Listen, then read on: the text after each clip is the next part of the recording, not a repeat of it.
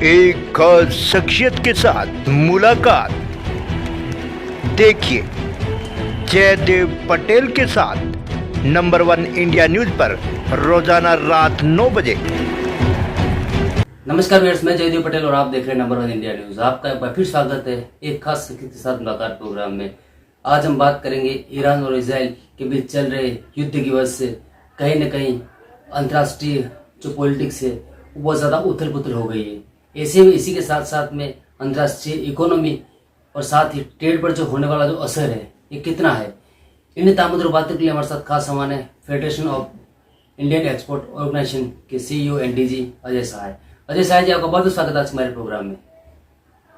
धन्यवाद जी अजय शाह जी, आपसे मेरा पहला सवाल है कि ईरान और इजराइल के बीच चल रहे युद्ध की वजह से एक्सपोर्ट सेक्टर पर कितना असर पड़ा है?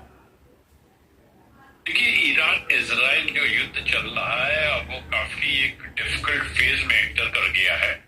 अभी तक हमारा जो ट्रेड था वो इजराइल और ईरान को ही लेके प्रभावित था, और हमारा अगर ट्रेड देखिए तो हमारा एक्सपोर्ट जो है इजराइल के साथ करीब करीब 2.3 बिलियन का है और ईरान के साथ हमारा एक्सपोर्ट करीब 1.2 बिलियन का है। तो बहुत ज्यादा नहीं है, इंपोर्ट से बहुत ज्यादा नहीं है, लेकिन जिस तरह से वॉर बढ़ रहा है तो अब इसका जो असर है वो और नेबरिंग कंट्रीज के ऊपर पड़ रहा है, चाहे वो इराक हो, चाहे लेबनान हो, सीरिया हो, यमन हो, ये जॉर्डन हो, इन सब कंट्री में बढ़ रहा हो। अगर इनके साथ हमारा बायलैटरल ट्रेड देखिए तो हमारा एक्सपोर्ट करीब $8 बिलियन का है, इंपोर्ट करीब $33 बिलियन का है।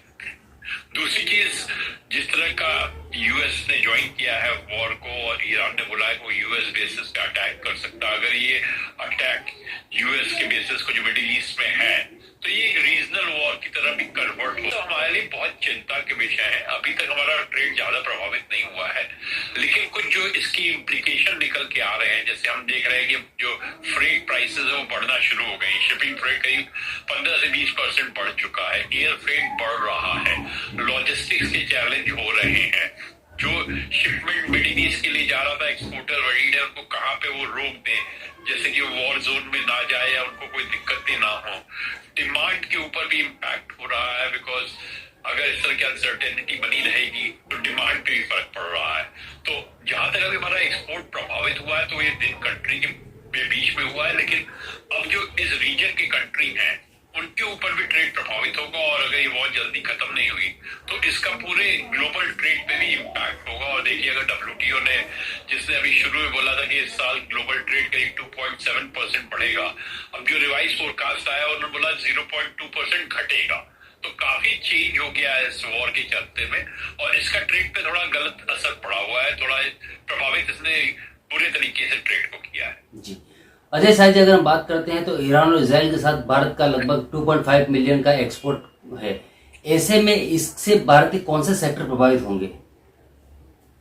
देखिए, सबसे ज्यादा प्रभावित जो हमारा लग रहा है वो कुछ एग्रीकल्चर कमोडिटीज होंगी। जैसे हम ईरान को हम बासमती राइस भेज रहे थे, बासमती राइस की डिमांड कम हो रही, बासमती राइस की ग्लोबल प्राइसेस भी डाउन हो गई हैं। सोया मील एक्सपोर्ट एक बड़ा क्षेत्र था, हमारा टी एक्सपोर्ट्स होता था, तो वो इससे प्रभावित होगा। इजराइल को हमारा कुछ मशीनरी एक्सपोर्ट भी था, वो भी प्रभावित होगा, लेकिन शायद ये उतना प्रभावित ना हो, क्योंकि हमारा ग्लोबल अगर शेयर देखें, हमारा ग्लोबल एक्सपोर्ट जो है वो करीब करीब $450 बिलियन की तरफ है। इनका बायलैटरल ट्रेड 3.5%, तो 1% शेयर भी नहीं है।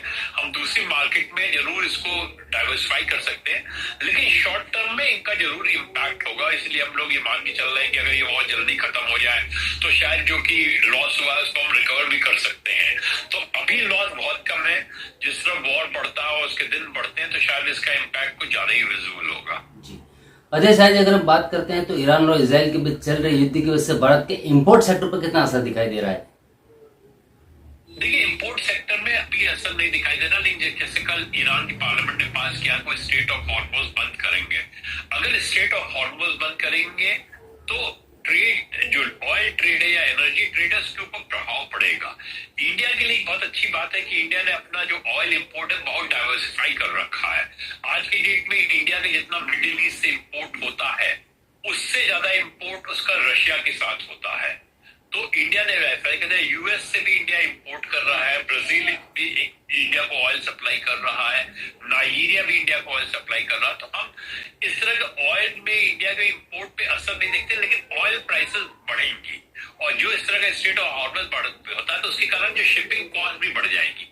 तो कॉस्ट पे क्या इम्पैक्ट होगा ऑयल पे वो हमें देखना पड़ेगा, लेकिन आई थिंक इंडिया की सप्लाई इंश्योर्ड रहेगी, वो बिल्कुल रहेगी। और शायद ये जो कंट्रीज है जिन्होंने बंद भी किया है, ईरान को भी मुश्किल होगा, बिकॉज ऑयल की रेवेन्यू उनका एक मेन सोर्स ऑफ रेवेन्यू था और वॉर के टाइम पे आपको रेवेन्यू जनरेट भी करना पड़ेगा। तो हमें उम्मीद है कि शायद ये स्टेट ऑफ हॉर्मस बंद ना हो। ये पार्लियामेंट का डिसीजन अभी इंप्लीमेंट नहीं हुआ है, बंद ना हो। अगर बंद भी होगा तो लिमिटेड पीरियड के लिए बंद होगा। इंडिया की ऑयल सप्लाई पे इसका कोई असर नहीं होगा, ऑयल प्राइसेस पे जरूर इसका असर हो सकता है। अजय शाह जी, आपने हमारे लिए समय निकाला और महत्वपूर्ण जानकारी हमारे साथ साझा करी, उसके लिए आपका बहुत बहुत धन्यवाद। धन्यवाद।